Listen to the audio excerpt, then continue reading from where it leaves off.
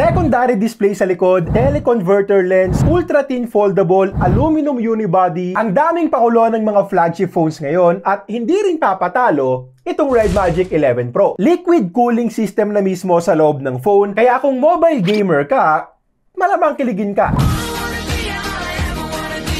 Snapdragon 8 Elite Gen 5, built-in waterproof fan, malaking vapor chamber, liquid metal 3.0, 7,500 mAh battery with 80-watt charging, wired and wireless, full screen AMOLED pa rin, dual speakers, shoulder triggers, at ang pinaka-importante sa lahat, RGB. Panalo nga kaya yung performance, mabisa kaya yung liquid cooling, ano yung mga downsides sa ganitong klase ng phone, pag-usapan natin. Nga pala guys, kakalimutan ko na sana pero ito, selyado na Red Magic 10 Pro. Papamigay natin to galing sa Red Magic, so tapusin nyo tong video kasi last check ko nasa 37K pa to, so paldo. Una muna, check natin yung design at build. Kung tutuusin, Red Magic na Red Magic pa rin naman yung itsura. Andyan pa rin yung aggressive na gaming aesthetics with the Snapdragon logo, may mga text. Medyo rounded yung corners para hindi natutusok-tusok yung palad natin while gaming. So yung tusok mo na lang sa puso ang problema. Ano pa? Transparent glass back panel, aluminum alloy frame, may Corning Gorilla Glass protection din. Hindi lang sinabi kung anong specific Gorilla Glass mismo. Ito yung mga color options and configurations na available. Sub-Zero yung nasa atin ngayon with 16 gigs of RAM and 512 gigs na storage. Also, napansin ko rin na boxy talaga yung design. Puro rectangular shapes, yung triggers, yung vents, kahit yung mga buttons natin dito, rectangular lahat. So, kung kwadrado yung mukha mo, wala awat ah! joke lang. By the way, hindi na game space switch yung tawag nila dito sa pula. Magic key na since customizable na rin. By default, pang open pa rin naman yan ng game space. Pero pwede na rin natin yung gamitin for camera, for flashlight, voice recorder, at pwede mo na rin gawing alert slider pang silent or ring. Pero para sa mga 30 na tulad ko, malamang flashlight ang piliin mo. Asan ba yung susi ko? RGB lighting, syempre hindi rin mawawala dyan. Yung logo, may text, triggers, at syempre sa built-in fan na 24,000 RPM na rin ngayon, so mas mabilis na at waterproof na rin. Actually, IPX8 rated na rin to ngayon, which is impressive since for the longest time, isa sa mga cons at problema natin sa Red Magic phones ang water resistance. Kasi nga may vents, may opening, at hindi naman waterproof yung fan. So iiwasan talaga nating mabasa at pasukan ng tubig. Few months ago, nilaunch naman ng Red Magic ang Red Magic 10 Air na may IP54 rating, which is decent na rin. Pero this time, IPX8 rated na. So same level of water resistance na rin yan sa ibang mga high-end flagships like the S25 Ultra and iPhone 17 Pro Max. Take note nga lang na wala tong certification for dust resistance. Honestly, iiwasan ko pa rin mabasa kahit ganyan, syempre.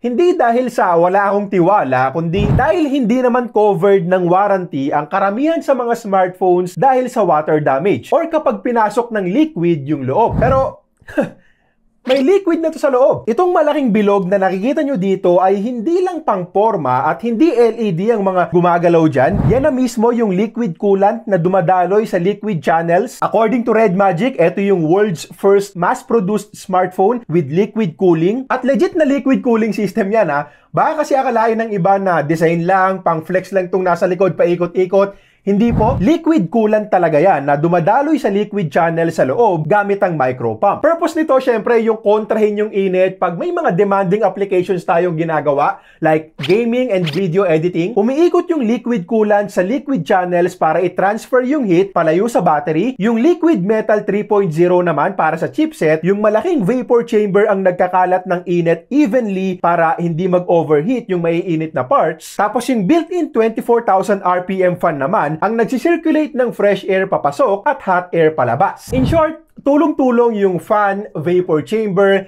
liquid metal, and now liquid cooling system para ma-maintain yung good thermals at magandang performance nitong Red Magic 11 Pro. And yes, eto na yung pinakamalupit na cooling system na nakita ko sa isang smartphone. Grabe yung combo na ginawa ng Red Magic dito, pero meron pa rin akong dalawang tanong. Gaano siya kabisa at paano pag nasira? Doon muna tayo sa gaano siya kabisa. Para masubukan yan, kailangan nating pag-usapan yung performance. As usual, gamit na naman ng Red Magic yung latest flagship ng Qualcomm. Ito yung Snapdragon 8 Elite Gen 5, LPDDR5T memory and UFS 4.1 combo na rin. So mga top of the line components pa rin. Ang Tutu benchmark score natin sa latest version 11 ay almost 4 million points. Yes, mas mataas talaga ang scores sa version 11 versus version 10, but still, imba kung tawagin to ng mga kaedaran ko. At sa mga kabataan dyan, huwag niyong tawanan yung mga kaedaran ko. Kami nagbabayad ng wifi nyo. Okay, so unang testing na ipapakita ko sa inyo sa Garana. As usual, 24-degree room temperature tayo and 3D Mark Wildlife Extreme Stress Test ang gagawin natin. Bali, ikukumpara natin to dito sa Xiaomi 17 Pro Max na may parehong chipset, naka Snapdragon 8 Elite Gen 5 din yan. Para sa mga hindi pamilyar, 20 minutes or 20 rounds nitong sasagarin yung performance ng phone natin. Unang set, nakaset lang muna sa balance yung performance profile ng Red Magic 11 Pro at naka-turn off naman yung performance mode ng Xiaomi 17 Pro Max. Resulta, halos pareho lang yung best loop score, yung lowest loop score at yung stability ng dalawang phones. Yung battery consumption, pareho ding 11%. By the way, pareho ding 7,500 mAh yung battery capacity ng mga to. Pero yung difference sa thermal, sobrang laki. Umabot ng 56 degrees yung max temperature ng Xiaomi, samantalang nasa 44 degrees max temperature lang ang Red Magic 11 Pro. In short, almost same performance pero nasa 10 to 12 degrees yung difference pagdating sa temperature.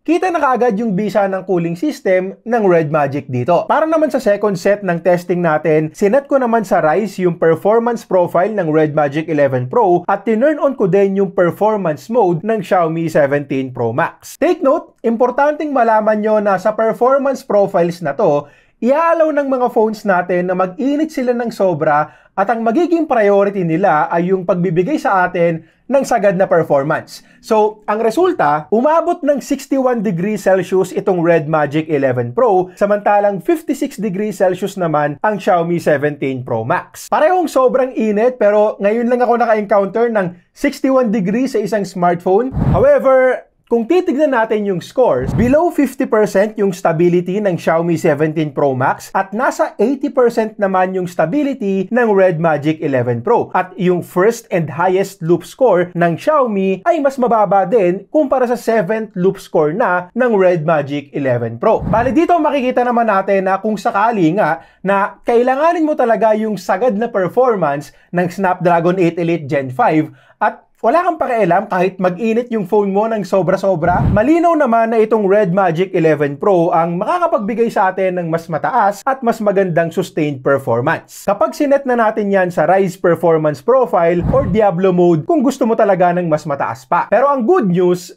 hindi mo kailangang iset sa ganon para maging smooth yung mga native Android games ngayon. Even at highest settings. CODM at full resources, 120 FPS average sa parehong MP and BR modes, no delay sa gyro, and syempre gamit na gamit ko rin dyan yung shoulder triggers. Chinek ko na rin ang Mobile Legends, may ultra settings out of the box, and as expected, 120 FPS average din tayo dyan, maning-mani lang. Then pagdating naman sa Genshin Impact, una sinet ko muna yung performance profile nito sa Rise mode since demanding game nga to, 30 minutes of gameplay at uminit na rin dito pero hindi naman sobra. Sa Wuthering Waves, uminit talaga at umabot tayo dyan ng 48 degrees after 30 minutes of gaming. By the way, mention ko lang pala na sagad yung graphics sa mga testings natin. Pero naisip ko lang din na what if enough na pala yung balance mode lang para i-run to ng maayos. So nag-test ulit ako ng Wuthering Waves for another 30 minutes plus. This time naka-balance mode lang tayo and yes, 60 FPS average pa rin tayo dyan. Pero this time, 42 degrees na lang yung maximum temperature na inabot, which is warm pero very impressive na sa ganitong klase ng laro with 60 FPS na average. So I suggest na for most games, mas okay kung hahayaan na lang natin to sa balance mode. At kung sakali nga na hindi mo maabot yung target FPS mo, which is very unlikely naman, saka mo na lang iset sa Rise mode. And yes, maganda talaga yung temps na nakuha natin dito. Pero take note lang din na according to Red Magic, ang main purpose ng liquid cooling nila ay para i-draw yung heat palayo sa battery. So yung large vapor chamber pa rin ang gumagawa ng heavy lifting para i-manage yung init ng SoC. Yung liquid loop, mas mararamdaman natin yung tulong niyan kapag may mga long gaming sessions, charging habang naglalaro, or wireless charging since meron na nga rin tayong 80-watt wireless charging dito sa Red Magic 11 Pro. Maglalaro pa ako ng mas maraming games for a separate game test video, so subscribe na rin para doon at comment nyo na rin kung anong mga laro ang gusto nyong itest natin dito. At para naman sa tanong na what if masira, unang-una bago sila mag-start ng mass production sa ganitong klase ng technology, syempre testings muna. So, una, micropermeation and microevaporation is possible pa rin naman syempre. Hindi natin pwedeng sabihin na imposibleng mangyari yan kahit pa fully sealed yung loop natin dito. Pero hindi rin para kaisipin kasi kahit na mangyari man, malamang sobrang tagal mo na siyang nagamit at hindi siya yung, ay baka after 5 years, ubus na yung liquid sa loob. Hindi ganon. Also, gumamit din sila ng anti-puncture membrane para hindi mabutas yung coolant channels. Nakapasa rin daw sa tens of thousands of drop tests. Pasado rin sa durability test ni Jerry Rig Everything. At meron ding negative 40 degrees Celsius to 70 degrees Celsius na operating range. So, malinaw naman na pinaghandaan at pinag-isipan din bago ilabas. Pero, syempre, minsan shit happens At real talk, kung sakali mang may mangyaring aberya, magkaroon ng micro leaks or pump failure, I don't think na pwede mo siyang ipagawa sa mga regular na repair shops lang. Most probably, balik sa Red Magic ang mangyayari para ayusin yung phone mo na syempre, mas matagal yung proseso at malamang, mas masakit din sa bulsa kung out of warranty na. Para naman sa mga gaming features, syempre unang-una dyan yung very responsive na shoulder triggers. Kung titignan, parang mas malaki din yan ngayon, pero ang gumagana lang talaga dyan ay yung mas makapal na linya. Sa mga gamers dyan, alam kong hindi ko na kailangan i-explain sa inyo, pero sobrang laking advantage nito, lalo na sa mga FPS games like CODM. Tapos pwede mo pa siyang i-program to do multiple actions in just a single tap. Frame interpolation, meron din tayo. Amplify footsteps para mas madali nating malocate yung kalaban, meron din. Hunter mode, crosshair na parang mini magnifier. Sa totoo lang, ang daming madadayang features dito kung gugustuhin mo talaga. Medyo nakakaalangan nga lang gamitin kasi nga unfair sa iba. Pero what if dinadaya ka rin nila? Diba? Mas malaki na rin yung battery capacity from 7,050 mAh sa Red Magic 10S Pro, 7,500 mAh na ngayon na, well, pambihira na naman since hindi naman makapal yung phone. Halos kasing ninipisan lang din ng mga latest flagships. Tapos eto, wala pang camera bump. Tapos yung charging naman natin, mabilis pa rin. 80-watt wired charging din tulad sa Red Magic 10S Pro. Pero this time, meron na rin tong wireless charging na 80 watts din. So, 80... Charging time natin, nasa 1 oras lang din from 10 to 100%. And considering na malaki nga yung battery natin, mabilis na yung 1 oras. Yung 80 watts na wireless charging, lagpas lang din daw ng konti sa 1 oras according to Red Magic. Pero sana lang talaga mag-offer din ng 80 watt wireless charger ang Red Magic sa atin para masulit natin yung feature. Sayang naman yung turbo wireless charging kung wala kang pang turbo. At parang ang pangit pakinggan. Yung display naman natin, ganun pa rin. Solid, wala pa ring notch or punch hole dyan. Full screen, walang sagabal kapag gaming tayo. Very immersive AMOLED panel. Malaking display din, almost 7 inches yan. Tapos manipis lang din talaga yung side bezels. Or siguro pwede na lang nating sabihin na andito yung specs na hanap ng mga gamers sa isang smartphone display. 144Hz refresh rate, 3000Hz instant touch sampling rate, accurate colors, may mga eye care features din. Hindi siya yung pinakamataas na brightness na nakita ko sa isang smartphone, but honestly, wala rin naman problema since visible display pa rin yan kahit nasa labas ako. Problema nga lang sa ngayon, naka-wideband L3 pa to, so SD pa lang yung maximum playback sa Netflix. Pero take note na upon checking sa DRM info, L1 security level na yan. At ilang beses na rin natin itong nakita sa mga bagong labas na Red Magic phones before. Sa una talaga, L3, then eventually ma-update din naman sa L1. Hindi ko sinasabi na 100% sure ako i-update nila to in the future.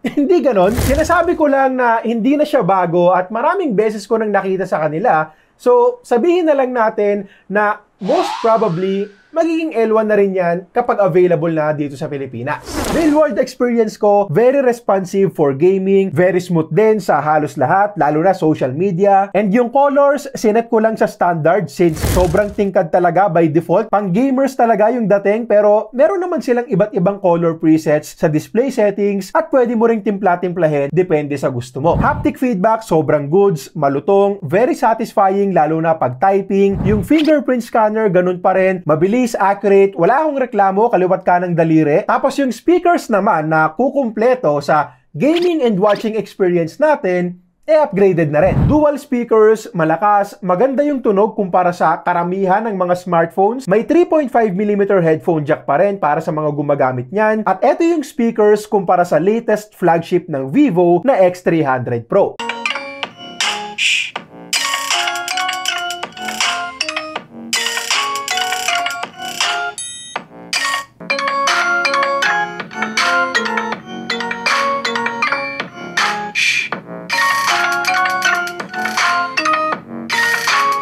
Megapixel main camera tayo with OIS, 50 megapixel ultra-wide, tapos 16 megapixels naman yung front-facing under-display camera. Functional lang, goods na rin at malamang alam nyo na rin naman na hindi camera ang focus ng mga ganitong phones. Hindi siya yung tipo na pang-vlog or yung gusto ko ng magandang camera, Red Magic! Hindi ganon.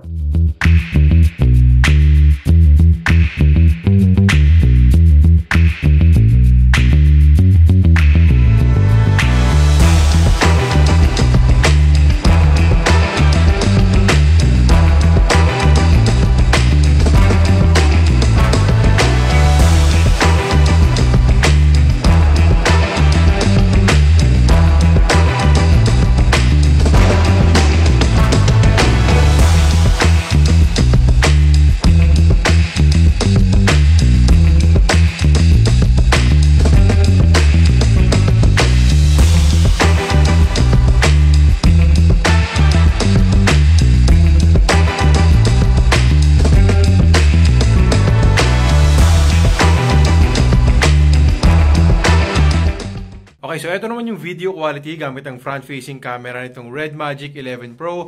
Hanggang 1080p, 30fps lang tayo dito. At alam nyo na to, para na naman tayo nasa aquarium nito.